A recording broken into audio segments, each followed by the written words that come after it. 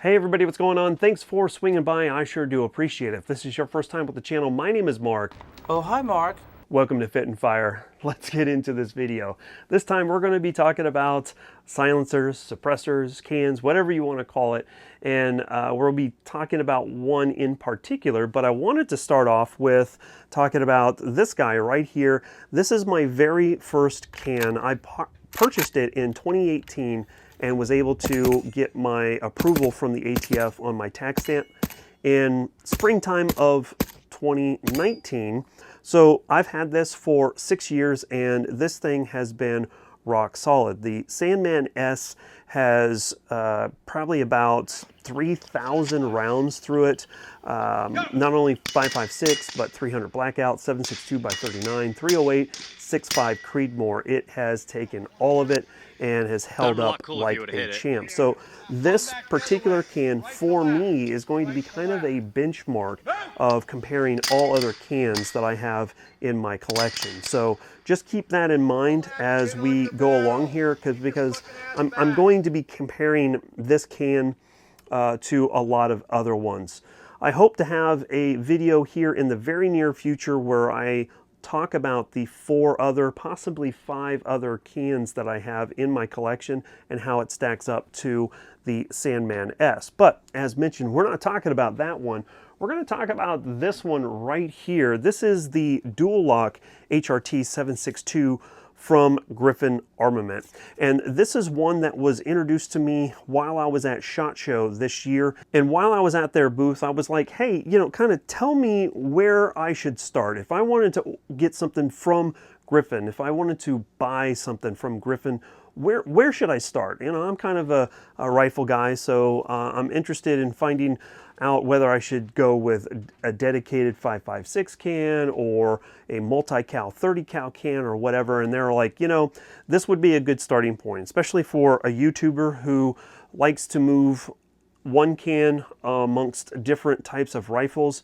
This would be a great start. Obviously, it's going to be rated for a number of different calibers, so we don't have any issues there.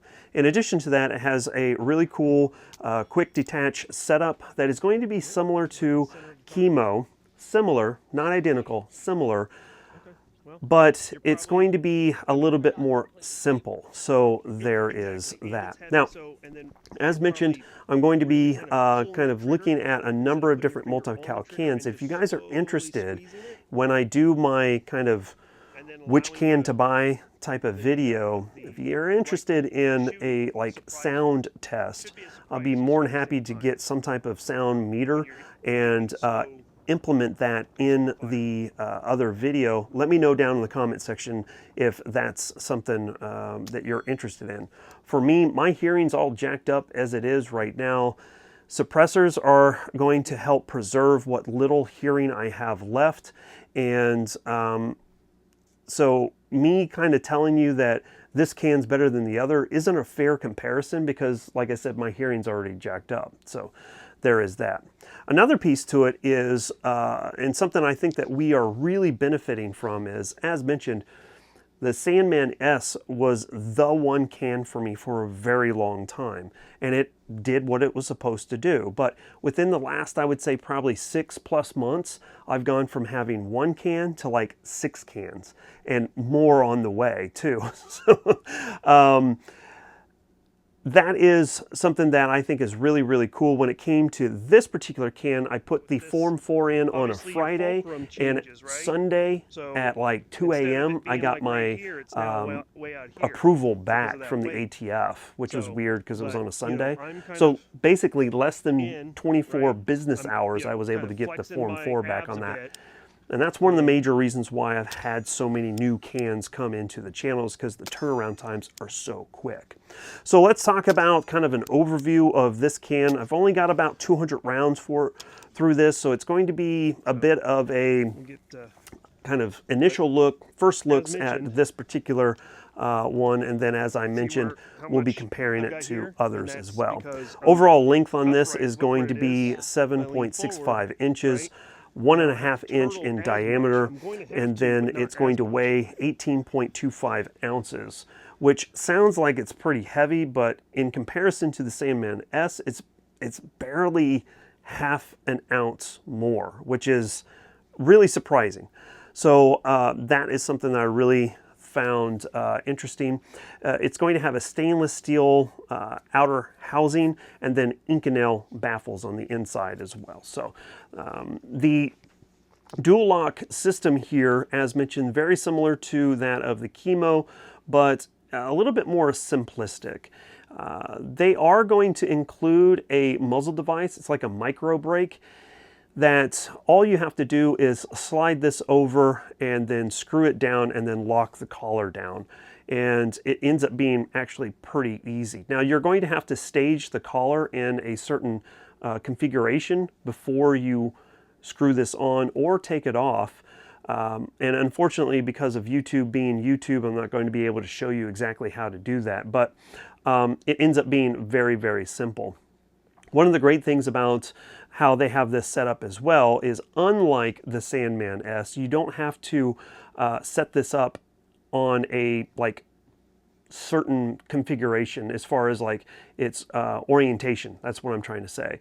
So on the Sandman S, there's a little notch on its Chemo adapter, and you have to align that at the 12 o'clock position on one of their brakes, or you have to align it at the correct angle as to where your flash hider is. Whereas this one, you just get it to where the interface is aligned, you slide it on, twist it tight, and then lock the collar down, and you're done. So that is a feature that I really, really did like. Now, one of the main things that I don't like about it is the fact that the end cap is going to be welded on into place. They do have a really nice kind of flash hider style end cap on here, but for those of you who might want to change out the end cap for 5.56, because you're mainly going to run 5.56, you're not going to be able to do that. The reason for that is because they have an HRT 5.56. So if you are going to mainly run 5.56, then you should probably get the 5.56 version of this. So that's one of the downsides to it. Another piece to it is if you were to have like an end cap strike, you know, maybe something was just a little off and that round hit the end cap, or maybe you bought some AAC 5.56 ammo and it disintegrated inside the can and caused an end cap break, impact, you're not going to be able to take that off. You're going to have to send it in for repair. Griffin has a really good warranty, so if something like that does happen, you can send it in and they'll take care of you. So that's pretty nice. Now, one of the things that I also do like is when you buy this, you're going to end up getting everything that you need to set it up to your rifle. You're going to get, as mentioned, a micro brake. You're going to get the shims to mount it and time it correctly. Obviously, you're going to get the can. And one cool little kickback I really do like is the fact that they are going to include a t-shirt. So that's pretty cool. Now, you guys know how I do things. Just so we get it out there, I'm not getting paid to say anything good, bad, or indifferent about this. Yes, Griffin Armament did send this to me, and I really do appreciate their support to the channel. However, I'm not going to sit here and tell you that this is going to be better than this other can or whatever. I'm going to talk to you guys about the good and the bad and let you guys decide. So just keep that in mind as we go through these videos. I do have in currently 2 other cans that we'll be looking at, one from Anechoic and one from Resilient.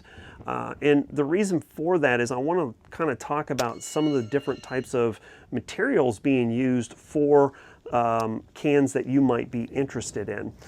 There are some that have certain applications that are going to do very, very well, and there's some that's going to be better for other applications, and we'll get into that in that video. But at the end of the day, I just wanted to provide you guys a little bit of a quick overview of this particular can and let you guys know that we are going to be getting into this one a lot more throughout the rest of this year.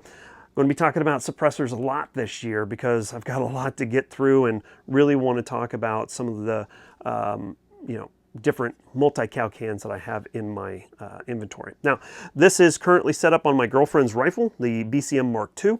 I don't know if it's going to stay on this one, and I don't know if this rifle is going to be the end-all for her. We might end up doing something a little bit different. Might go a different barrel length. We might do a different caliber, maybe 300 blackout. I don't know. We're going to try a few different things. She's never really shot rifles very much at all, but this is a good starting point. This is a really great, accurate rifle.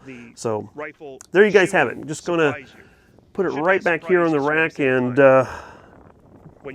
get going here in just a second. But before we get going, if you guys haven't already considered subscribing to the channel, I'd greatly appreciate you guys doing so. Likes, comments, and shares are the best way to support the channel. If you want to support the channel financially, there's a tip jar and some really cool links in the pinned comment for you guys to check out.